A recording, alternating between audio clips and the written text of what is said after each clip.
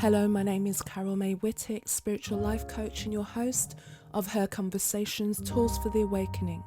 Her is an acronym for Higher Energetic Resonance. This is the optimal state to embody in order to attract our highest desires. What is the awakening? This is the moment in time when humanity rises up out of the darkness. Who is awakening? Each one of us present on earth today, reclaiming our sovereignty, seeking greater possibilities in our reality, and looking for solutions. We know being awakened is not a lofty ideal, but a necessity. If we can transform ourselves, we can change the world. Guests on Her Conversations will speak to your spirituality, sensuality, and soul. Listen to their stories and hear how they are in service to the world. Let their words and these conversations embolden and inspire you. And before we go into this week's episode with Anita Adams, I just want to share with you some ways that I can support you. You can tune into Her Inspirations, which is the sister podcast to this title, where each episode I explore a different aspect of our spiritual and creative journeys. Also, if you join the mailing list, you'll receive emails with additional teaching points and resources for you to explore deeper with your personal journey. Also, if you're someone who has always wanted to be heard in the world, and that could mean you're launching your own podcast, you're putting things out there in social media land, public speaking, or showing up in your life, I've created Your Awakened Voice for you. This is my course which uses my holistic approach, acknowledging the intricate connection between your physical body, mind, and spirit. This course empowers you to discover and develop your voice. Or you may choose to work with me closer on a one-to-one basis. If you know there's a purpose to your life, my purpose is to support you. And in particular, I'm working with you ladies over 40, helping you trust your intuition, rediscover your innate creativity, and use your decades of wisdom to design your purposeful life. The links to all of these are in the show notes. My guest this week is Anita Adams. She is the founder of Joyful Inspired Living, the host and creator of the Joyful Journey podcast, a speaker and the author of Whispers of the Soul. She's also an award-winning leader and spiritual entrepreneur with over 20 years of experience in growing and coaching people to personal and professional success. In this episode, Anita shares how in 2020, with the changing economic landscape, she closed her non-profit and launched Joyful Inspired Living and formally stepped into the role of a certified life and leadership coach. She also talks about her work, teaching people how to tap into their divine wisdom and how she connected with hers when writing her book. So as always, I begin by asking my guest, Her is an acronym for Higher Energetic Resonance. When do you feel that higher energetic resonance? That's such a great question. I feel that when I'm in nature, when I'm walking in the woods or in the mountains, I feel this higher energy resonance where I'm connecting with my environment and universe and God. I love asking that question because it just gets everyone thinking about their good place. Before we go deeper into the conversation, I'd just like to find out from yourself, what is it that happened in your life? What was the transformational moment that kind of brought you into the work that you're doing now? It's actually quite connected to the last question and my answer to the last question, because it was early in the pandemic, like so many people who had been hit really hard emotionally and mentally and in many different ways. And with me, my business got really hit. And it sent me into a tailspin of anxiety, not knowing what was going to happen, how I was going to survive this, how I was going to pay my staff, how I was going to pay my bills. All of this came tumbling down. And it was a business that I had built 18 years previously. So, this is my baby and it was my identity. And all of a sudden I felt like everything was threatened and I didn't know what to do. And I talked to my business coach and she asked me one simple question. And it's like, Anita, what do you typically do when you're stressed?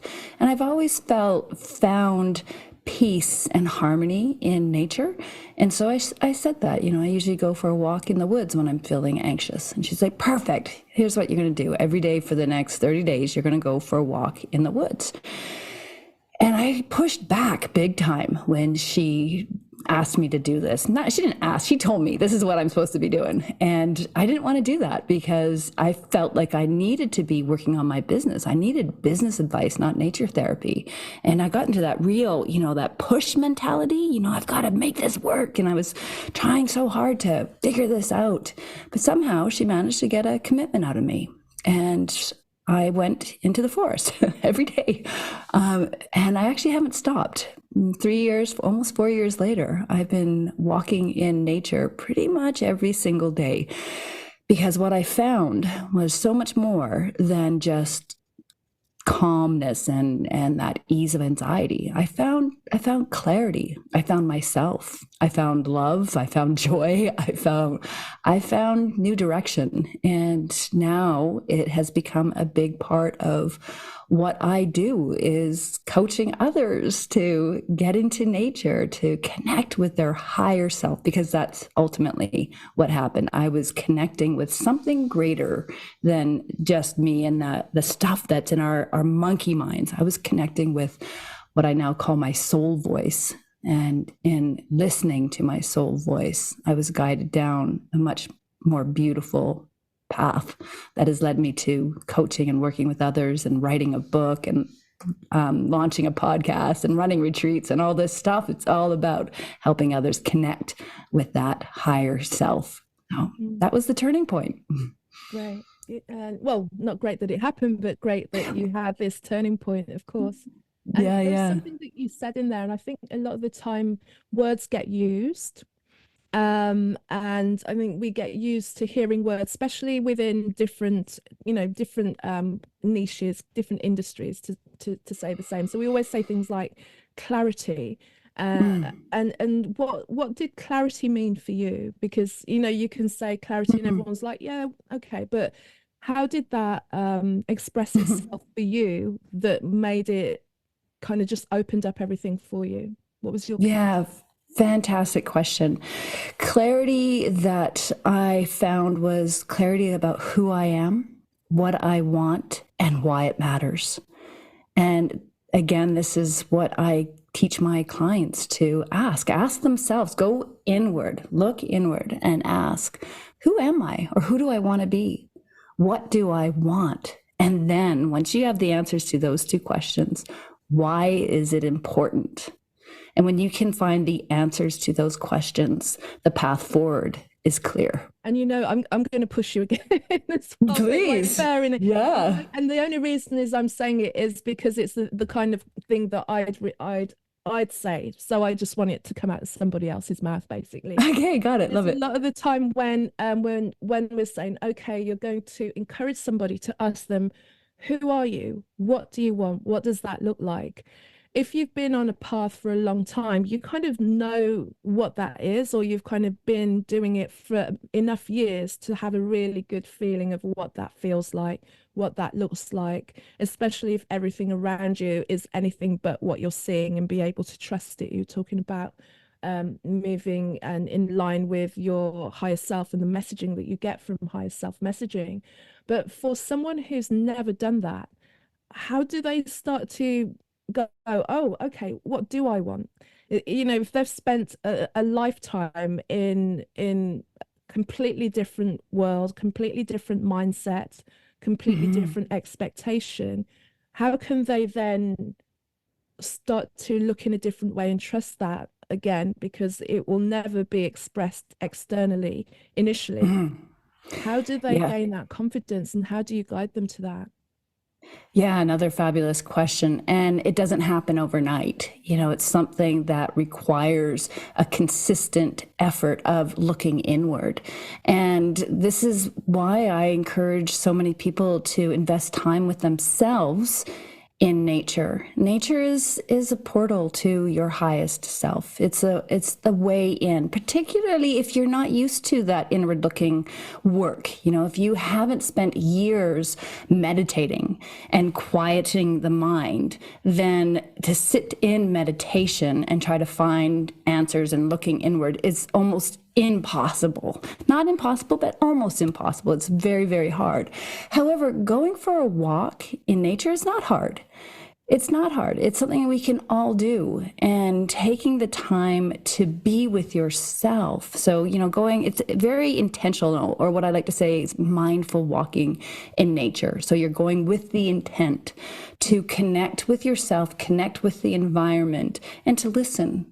And when you start developing that muscle of tuning in, then you start to hear the answers, and you start to find the confidence in the answers that come to you.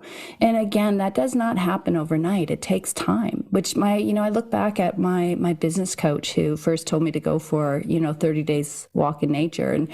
And she so knew what she was talking about, for me, it took 2 weeks before I first heard the first whispers of my soul, if you will. In fact, my book that I'm launching in April is called Whispers of the Soul, and it's that journey. It's that journey to learning how to tune in and listen and connect with that higher self, and then to trust it. That's the other piece, right? That is so challenging. When we start hearing the whispers of our soul, those whispers are going to be speaking of beautiful things and the potential for our life, and they can be scary.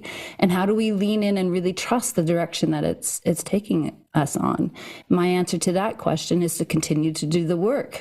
The work is looking inward, and it helps by stepping into nature to disconnect from the noise of everything else, disconnect from the phone, disconnect from the media, disconnect from the world at large, and plug in to the natural world. And in so doing, the clarity, the whispers of your soul, the desires of your heart will speak to you, and you'll build the confidence.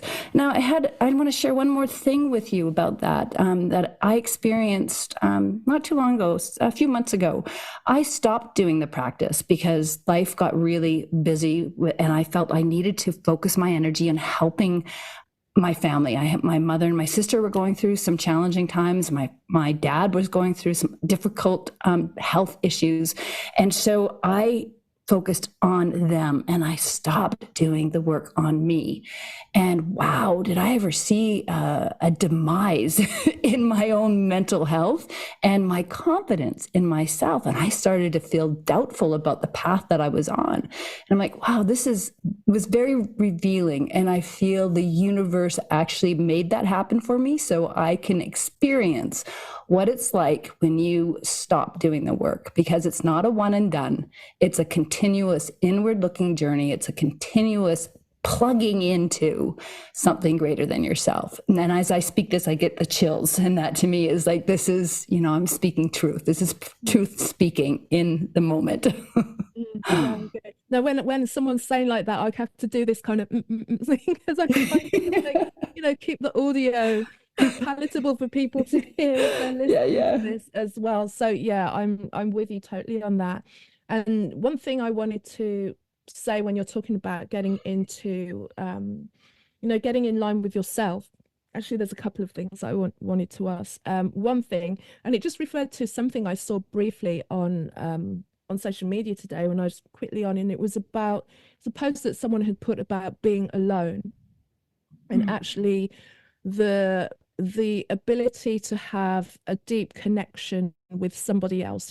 There's so much talk about divine relationships and divine connections, whether that's with a partner in that sense of the word, or just a friendship or a relationship with anyone. The deeper you can go with people is commensurate with the amount of time that you're able to take for yourself and really find the stillness and the joy that's in that solitude. And as a person who likes my own space, I 100% agree with that, because I value the people that I bring into my space, because I value my solitude so much. but it takes a time to get there. You know, no one wants to immediately go, you know what, I want to have divine relationships and I'm just going to spend all of this time on my own. So how do you or like give advice or guide people to get used to stepping away and finding peace in and not being afraid of their solitude, because so many people, the worst thing that could possibly happen to them as far as they're concerned is to be on their own, is to be alone. And you know, for me it's like, well, this is kind of part of the course. I have to force myself out the other way.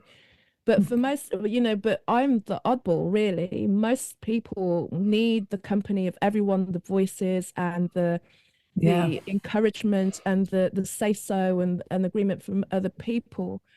Yeah. And to sit with their own thoughts is well, it's painful. That I think there was one when I did on my other podcast, I was researching a podcast where it was saying that people would sooner get electric shock than be sitting alone with their, you know, because it was just so uncomfortable to be confronted with their mind, with no device, with no anything. So Yeah. because so many people feel that fear of just like, what, sitting on my own with nothing, like how can we encourage that within people and say like this is going to be the best thing for you and Yeah. everybody around you? I experienced that with one of my clients a few years ago, and it was surprising to me. I was encouraging her to go for a walk in nature by herself, and you know, like, and when I say go for a walk in nature, I'm talking about just simply getting outside. You know, like if you live in a big city and you don't have wild spaces by you, you still can benefit from this practice of walking through your neighborhood or a community park or whatever.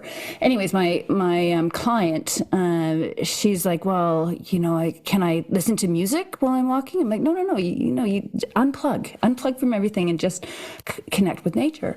And she's like, oh, I don't know if I can do that, Anita. And I'm like, well, what do you mean? She's like, I'm afraid to be with my thoughts.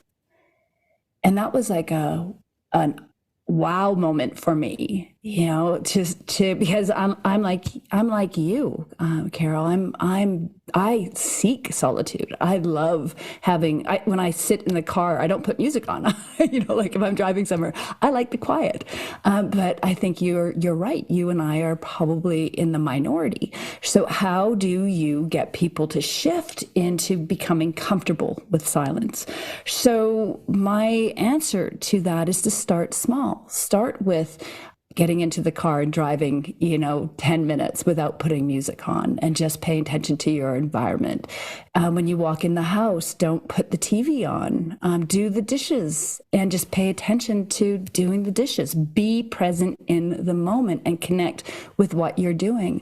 And slowly build that muscle up to being comfortable being in the silence. It takes intention, and it can be done quite relatively easy if you start with small increments of being in the stillness, being in the silence, and allowing yourself to get familiar with that space. And if it is truly like, if the darkness really comes in and you're really uncomfortable with that, with the thoughts, then that's a really good indicator that perhaps it would be time to reach out to somebody that can guide you, because we've all been there. We've all had those moments in our life that have been really challenging, and we have things that we need to work through. And there are very talented, gifted, kind, compassionate professionals out there who can help you out of the dark, who can guide you out of the dark. So sitting in silence, sitting with yourself becomes a joy. Mm. And to be honest, you know, it's very difficult to find silence in this world. It's like there's probably nothing, you know, like where I live, and I've kind of moved out to greater London as well. But it's hard to find silence. I mean, if I'm sitting here, if I'm really tuning in, there's never dead silence, because I then see what you're saying. for what I do is like, I'm okay, there's nothing that's going on in the room, you know, like the computers are off, there's no fans, there's no whirring of anything. So then, you know, my awareness will go out a little bit further and it'll be like, oh, I can hear a car down there, or I Right. can hear, so the awareness of finding silence in urban areas is pretty much impossible because there's always a sound, so even if Right. you're thinking, I don't want to be in my mind, Yeah. one exercise that I always like, and I kind of in have shared with other people, is, well, if you don't want to be in your mind, then play this game of like sitting in silence in your area, but then just kind of roll out your Yeah. awareness and like, what can you hear? Is like, oh, can you hear, is someone knocking next door? Can you hear something? Is there a car going by the street? Is there something further and further and further? I mean, the only one time I ever encountered dead silence was I was in the countryside in Italy Mm. it's about 10 years ago now, in the middle of nowhere. And it was one of those places that it was kind of a hotel in the middle of the country that when a car came, even miles away, it'd be like a, it would take 5 minutes as it slowly came closer and closer. But one of the evenings, so I was with the people that I was visiting, and I spoke like virtually no Italian. So they were nattering it away, and I was just kind of standing there, like looking at the sky and the stars. And then they stopped talking. And the minute that they stopped talking, there was absolutely nothing. There was no silence. And then they started talking again. And I'm like, stop, stop, stop. And they're like, what? I'm like, that's silence. I'm like, I've never, because I lived smack bang in London at the time. So it was Yeah. like impossible. There was no silence because there were cars, there was always noise somewhere. And to be in the middle of just like silence is just, it's like a dead stillness, is like nothing. Mhm. There was no wind, there was nothing. And I was like, this is amazing. Oh, And wow. and that's, so that's Yeah. when I say like there's never silence, but of course you kind of Mm. bring it in, and you can feel that silence within yourself, and then move with your thoughts. But Absolutely. that was probably the only time I've ever heard true 100% no silence at all. Absolutely. It's a beautiful experience to have that. And I'm glad you actually present this because when I talk about silence, it's more stillness is probably a better word. And you don't have to have complete silence. What you do need is connection. You need to be, pardon me, you need to be present. And even when I coach my clients to go into nature, what I get them to do is practice a 5-step, it's basically a 5-step process to find that presence, the stillness. And part of that is connecting with your environment. It's what do you hear? What do you smell? What do you taste even? What do you feel? And that doing that exercise really gets you grounded into the here and now. And you can do that into this when you're in a big city, listening to the sounds of the city. And that just drops you into the here and now. And when we're in the here and now, we stop worrying about the future and we stop playing the stories of the past. And that's really what we're trying to do in getting that finding that stillness and finding that presence. And you can do that anywhere, no matter how loud and noisy things are. Yeah. So, Even in a coffee shop as well, you can yeah, be surrounded yeah, by, that's one of, you talk about talking with clients. One of the things I suggested the other day to someone, when you kind of, I was like, well, have you ever gone for coffee on your own? And it was like, why would I do the first thing would be like, well, why would I do that? Or no, initially I'd said, have you ever gone for a meal on your own? And usually it's like the perception of somebody sitting there on their own eating food. It's like, poor thing, you must be sad and lonely and have no friends. right, And I was like, well, I've been single long enough that if I didn't take myself out for a meal every now and again, I'd never go anywhere. I'd never eat really. But right. there's something about just being on your own, and I've traveled on my own, and even being in the midst of foreign lands and noisy and familiar spaces, there is still a true stillness and presence that you can have Presence. in the middle Yeah, of all of that as well. So and I wish that for everybody. I wish they'd yeah, take the time to find that. But there is a lot of discomfort to go through, and the discomfort 100%. comes from your feeling, and then also you thinking what other you assuming what other people are thinking, Yeah. about you being on your own. But yes, it I must would be. love to. I would love to share or challenge, let's put it that way, give your listeners a fun little challenge to do. Particularly if you're a commuter and take public transit, this is a fun exercise. Keep your phone in your bag, in your purse, and just experience being in that environment and notice. Notice your environment, watch people, take in what's going on. We are in a culture right now where we've got our phone in our hand and we're constantly looking at it. Find the moments where you can put that away and just take in what's going on around you without looking at that mobile device that we carry around with us everywhere we go. And it's a brilliant exercise that will help you develop presence, and it's something we can do anywhere. Even just 1 minute. Try it for 1 minute, then try it for 2, then next time try it, see if you can do it for 5 minutes, and build from there. Yeah. And you mentioned as well, when you pulled away from your practice and then started to give to others, how you noticed things shifted, and that the difference that made. You're thinking, I've got all these responsibilities, I'll let the practice go, I'll let my practice go. How did you reconcile with yourself that you needed to get back with that in order to serve people better, instead of the challenge that people will often have of, if I go back and kind of just keep walking in the woods every day, that's selfish because there are people that need me. How do you bring that, reconcile that with yourself and offer ways of reconciling it with others to show them that taking care of yourself is not selfish, is actually the most selfless thing that you can do? Yeah, it's a big mindset shift that a lot of people struggle with, is that this idea that taking time away from what they think is productive, like I've got to be sitting here focused on working on whatever.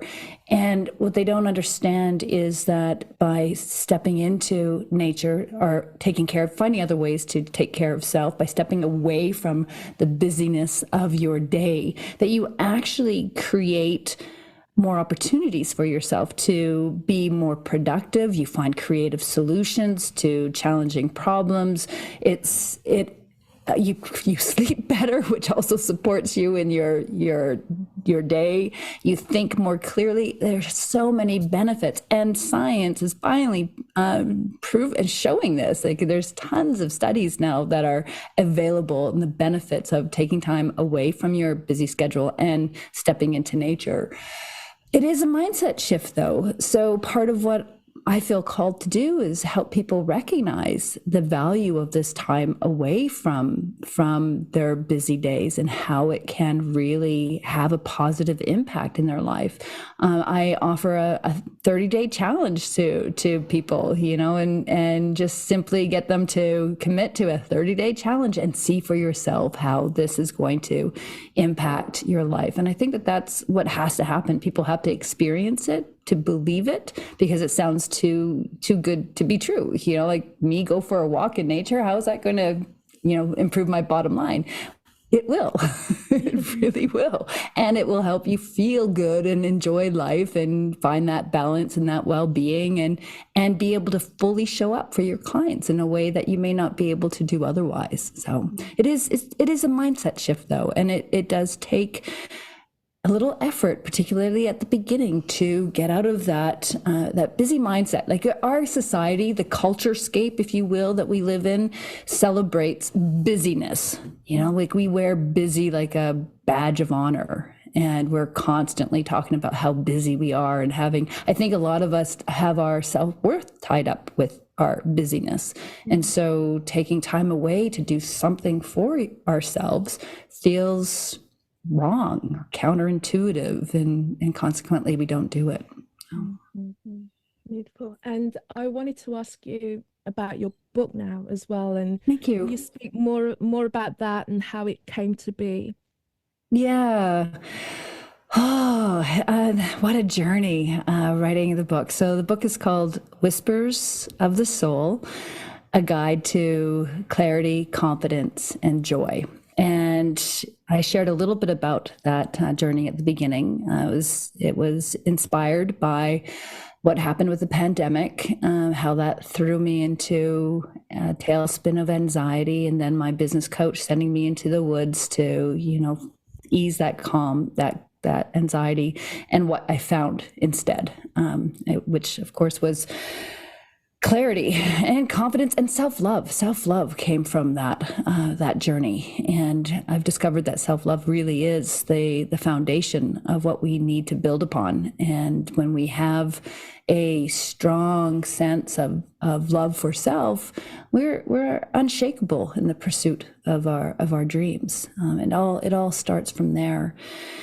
And I started to develop this relationship with myself and with God, with the universe.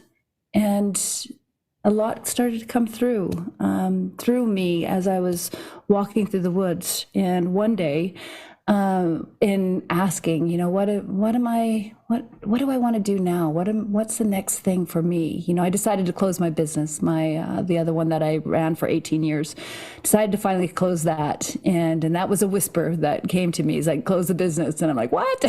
No, I want to save it, don't I? But yeah, I leaned in and listened to that guidance, and it was right. It felt right.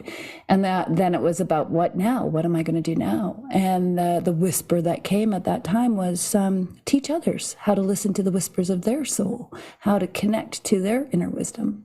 And I pushed that away for a whole year, Carol. It felt too big. Who am I to do that? And this is what I was saying earlier. When you listen to those whispers, it will speak to you of your potential, and it can be scary. And I was scared. I was really fearful of that direction, moving in that direction. So I pushed it away for a full year. And then I started to get a little curious. Well, what would that really look like? How could I teach people how to listen to their inner wisdom?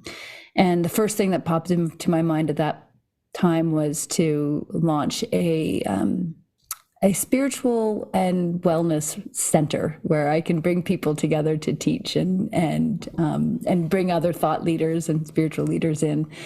And that scared me. That just was way too big to do something like that. But what else? And that's when writing a book came to mind, and hosting retreats and launching a podcast. And so I leaned into those three things. I launched a podcast. It's called The Joyful Journey. And I've used that platform as a way to flesh out some more concepts for my book.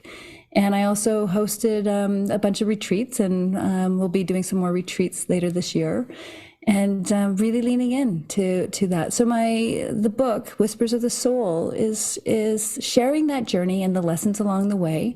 I offer some guidance, some tools that my readers can use to help them really lean in and listen, and then help them find the confidence and the courage to move forward, to move through fear. Fear is natural. We all experience it. How do you acknowledge the fear and then continue to move through it and step into your true potential? And that's what the book is guiding you to do, is and I share my stories and offer some practical tips and resources that will guide you along your personal journey to your best self and the most remarkable life that you can create for yourself. So. Good for you. As someone who's in the process of finishing the book as well, like whenever I speak to anyone who's done it, I'm like, good for you. You're like reminding me how exciting it's going to be able to speak about it as a finished product. So awesome. When I hear people talking about, yes, I wrote it, yes, so I've got it tangibly in my my hands, and I can speak about it with, and the things that keep me going, especially when there are moments where I'm like, well, what am I going to do with this? I've kind of sketched it out.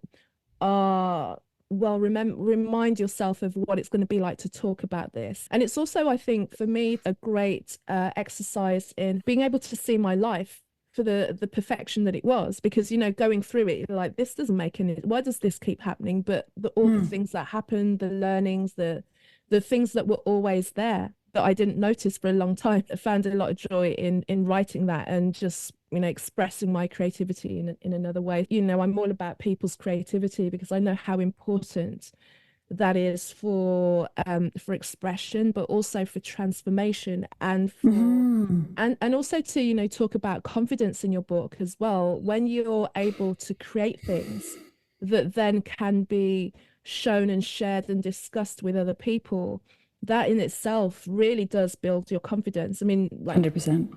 creativity is a funny one sometimes because people always have opinions as well. You know, I spent many years as a songwriter and a singer, so I know I dealt with a lot of opinions about those things.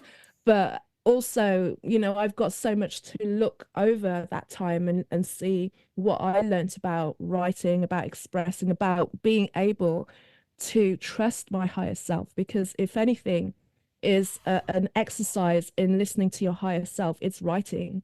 No, because you're sitting there not hearing anything, and then suddenly it's coming down and you're putting it on the pen and the paper, or you're tapping it into the keyboard, and it's coming from, where's it coming from? You know, that in itself is, that's why I always say creativity is spirituality. There's no, what else could it 100%. be? You know, so for me, that's, sorry. No, I love that. And that's very much my experience too. I ended up taking a automatic writing course at some point during this journey. And are you familiar with what automatic writing is? And I kind of know another, it's like a journaling standpoint where you just allow the pen to go there. That's what I well, understand it to be.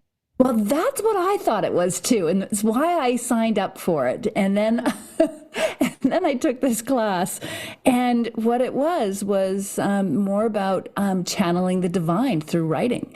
And my first reaction was like, "Oh my God, you know, like I don't. This is not what I had in mind, you know, like." And I totally, my thoughts were, you know, like they're people who say that they can channel are just full of BS. They're out to, you know, swindle you, or you know, like I had all these thoughts going through my head. But I thought, okay, I've already paid for the course, you know, and I'll sit through the first day and see what I think. And the man who was running it, his name is Michael Sandler.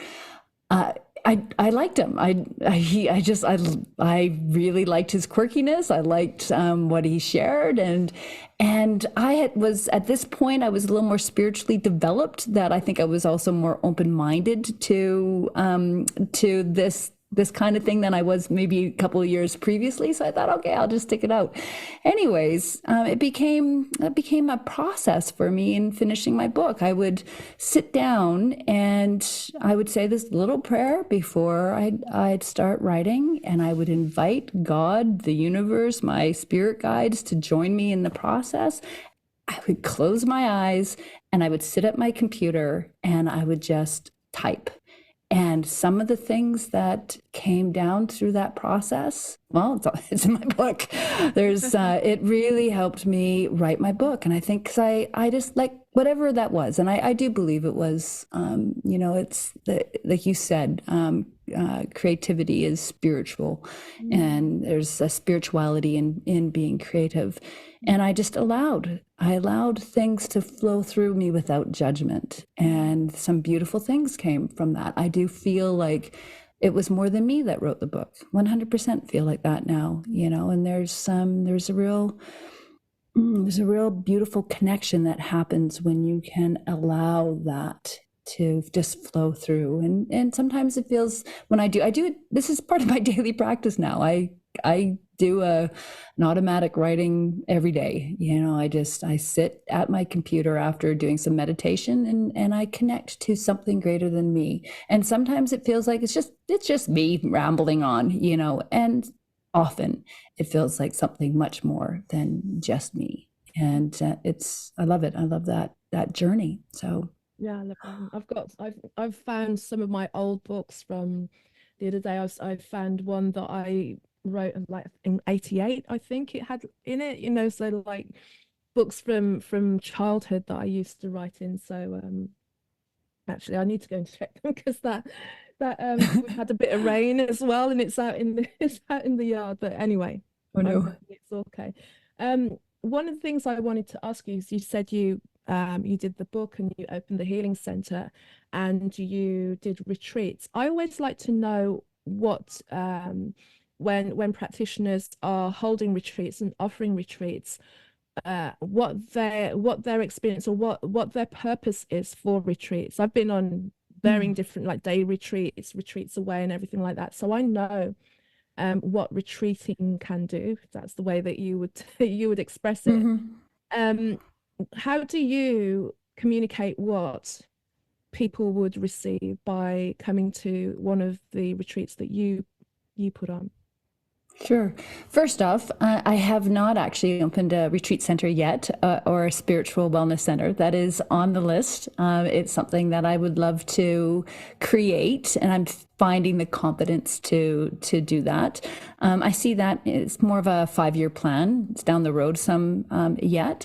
As far as retreats go, it really depends what you are looking for as the participant. There's so many different types of retreats out there.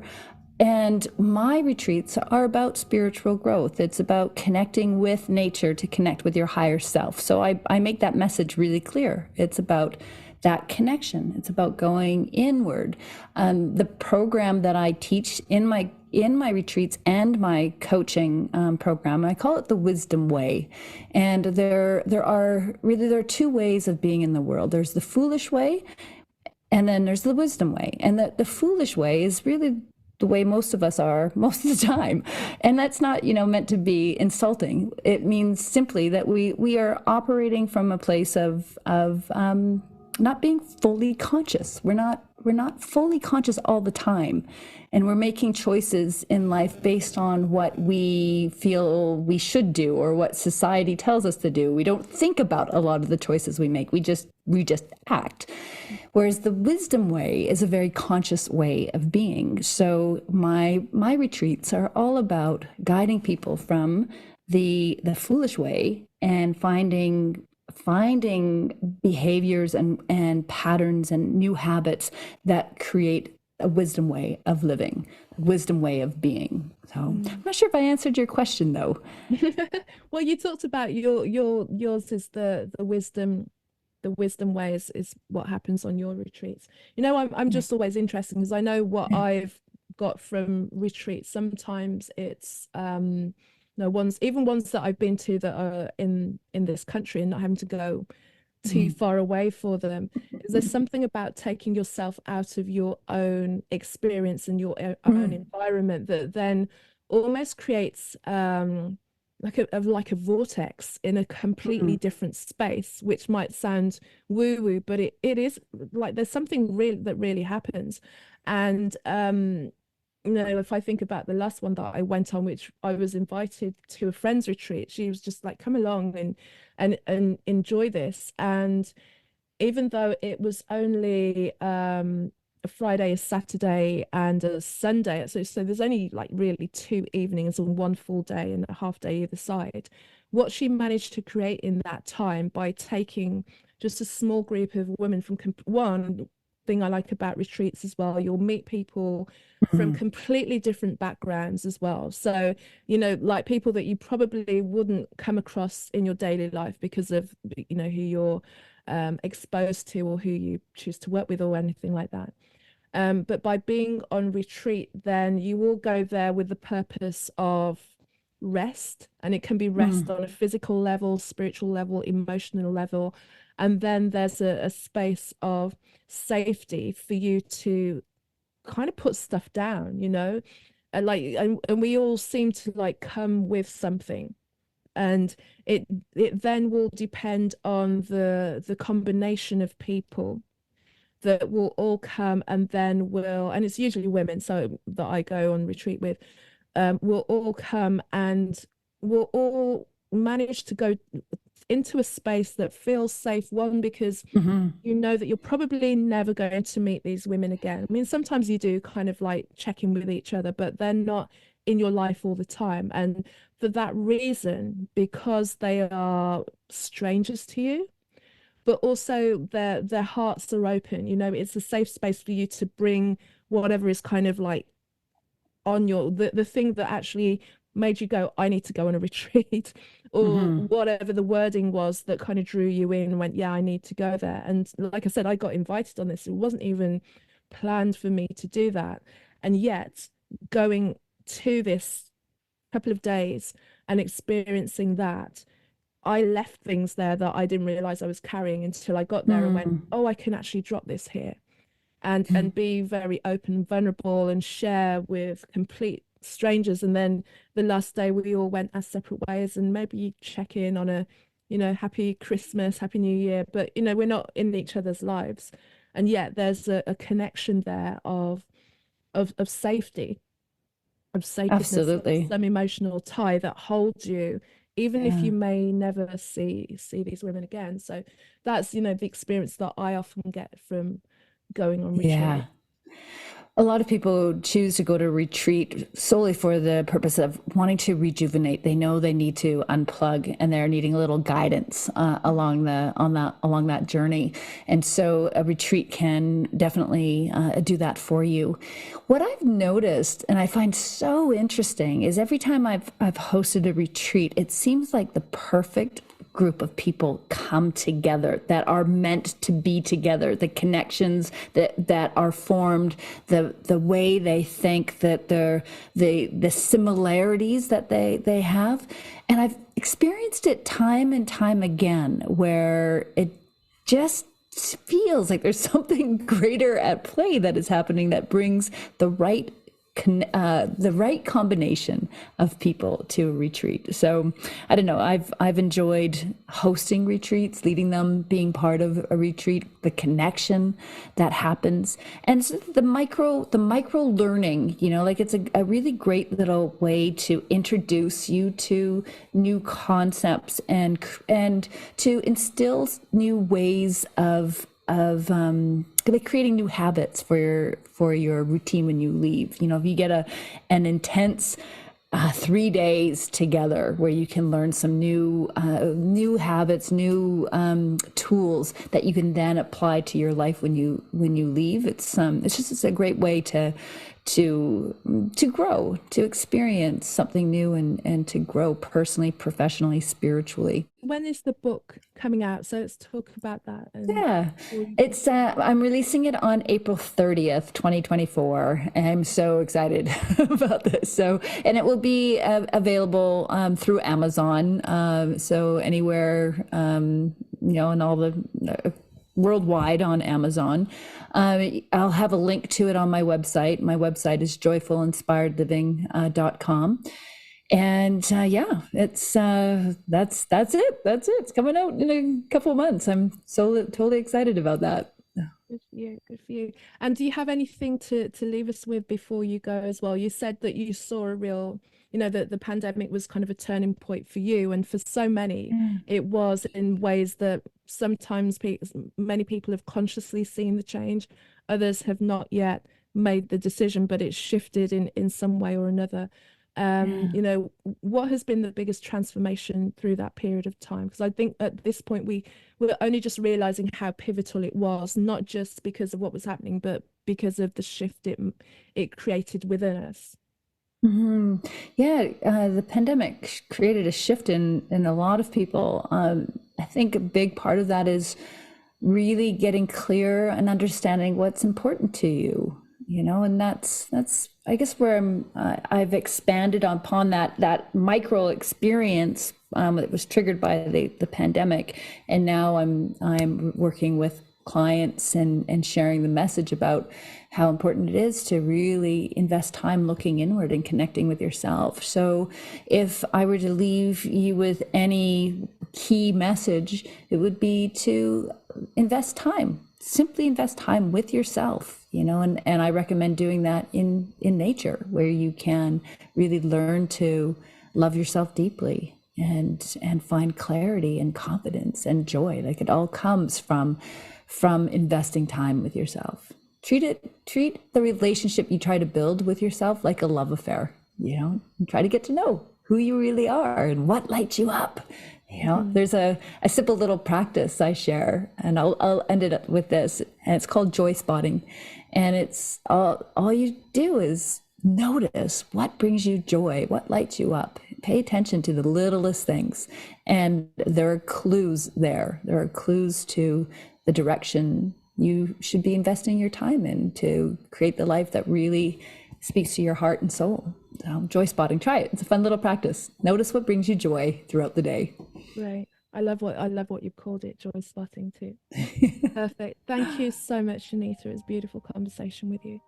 Yeah, likewise. Thank you, Carol. It's been a joy being here with you. Thank you, Anita, for sharing with me on this episode, and thank you for listening. Find out more about me on my website, that's carolmaywhittick.com, carolmaywhittick.com. Also, find me on LinkedIn and Facebook as Carol May Whittick, and Kazmic, Cazmick, on Instagram. Until the next episode, take care. Thank you.